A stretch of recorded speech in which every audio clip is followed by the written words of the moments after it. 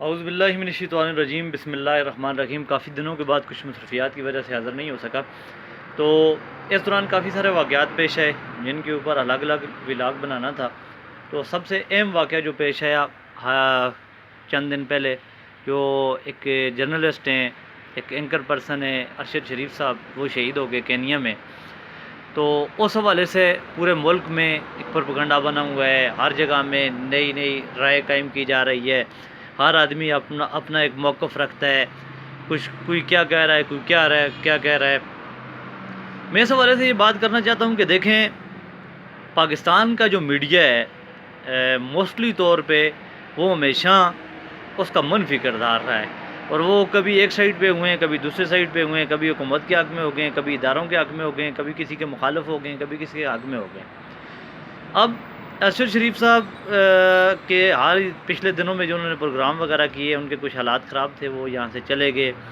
جیسے بھی ہوا وہ کینیا میں گئے، جیسے پولیس کی رپورٹ آ گئی ہے جی کہ وہ کوئی گاڑی جا رہی تھی، کوئی چیکنگ جاری تھی، ان کی گاڑی رکی نہیں ہے، تو جس وجہ سے ان کے اوپر فائرنگ کی گئی، شہید ہو گئے۔ بہرحال جس نے بھی ارشد شریف صاحب کو شہید کیا، اللہ پاک اس کو عبرت بنائے۔ باقی ہمارے جو نوجوان ہیں، جو ہمیشہ کے لیے استعمال ہوتے آ رہے ہیں، آج وہ اس حد تک ان کی ذہنیت، ان کی سوچ، ان کے قلم، ان کی پوسٹیں، ان کا سوشل میڈیا جا رہا ہے کہ اپنے ہی ملک کے خلاف وہ باتیں کر رہے ہیں۔ اب کبھی کہتے ہیں جی اس کو فلاں نے مروایا، عمران خان کے مخالفوں نے اس کو مروا دیا ہے جی، اسٹیبلشمنٹ نے اس کو مروا دیا ہے جی، یہ کر دیا ہے، وہ کر دیا ہے۔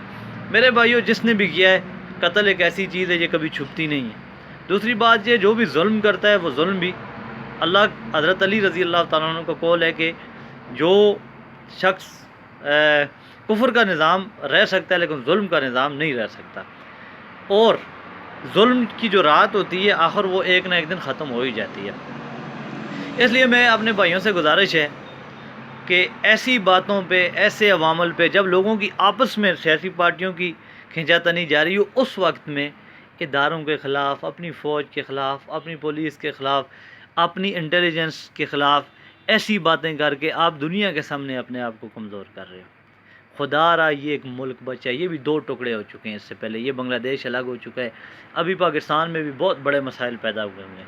تو کسی حد تک، اور جو لوگ یہ بات کہتے ہیں نا جی کہ اسٹیبلشمنٹ کو جی یہ جمہوریت کے اوپر اور حکومت کے اندر مداخلت نہیں کرنی چاہیے، تو میں ان بھائیوں کے لیے صرف اتنا ہی کہوں گا کہ اگر یہ ہماری اسٹیبلشمنٹ اور ہمارے یہ ادارے، ہماری عدلیہ، یہ دوسرے ادارے اگر مداخلت نہ کریں، تو یہ جو ہمارے سیاسی ہیں، یہ یقین کرو یہ ملک کو کچھ مہینوں کے اندر بیچ کر کھا جائیں۔ ٹھیک ہے، اس لیے دشمن کا الاکار نہ بنے، کسی دشمن کی باتوں کا حصہ نہ بنے۔ خدا را اپنا سوچیں، جب تک یہ ملک ہے تو ہمیں، جب ملک ہی نہ رہا تو پھر کون حکومت کرے گا؟ کیا پی ٹی آئی ہے، کیا نون ہے، کیا کوئی اور پارٹی ہے؟ اس لیے آپ حق ضرور کہیں، آپ اپنی آواز ضرور بلند کریں، لیکن وہ نہ کریں کہ جس سے اپنے آپ کو نقصان ہو، آپ کے ملک کو نقصان ہو، آپ کے اداروں کو نقصان ہو، آپ کے دفاع کو نقصان ہو۔ ٹھیک ہے، آزادی، اظہار رائے ہونی چاہیے، لیکن اتنی نہیں ہونی چاہیے کہ جس سے آپ کا اپنا گھر ہی نہ رہے۔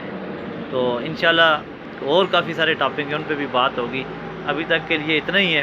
اللہ پاک ارشد شریف صاحب کی مغفرت فرمائے، اور جو لوگ ان کو استعمال کرتے ہیں، یا جن لوگوں کی وجہ سے وہ شہید ہوئے ہیں، جنہوں نے کیے ہیں، اللہ پاک ان کو اس کی سزا دے، ارشد شریف صاحب کی مغفرت فرمائے۔ اور جو لوگ جھوٹا پروپیگنڈا کر رہے ہیں، اداروں کے خلاف کر رہے ہیں، جو لوگ ملک کے خلاف کر رہے ہیں، اس قتل کو لے کر اپنی سیاست چمکانے، اللہ پاک ان کو ہدایت دے۔ السلام علیکم۔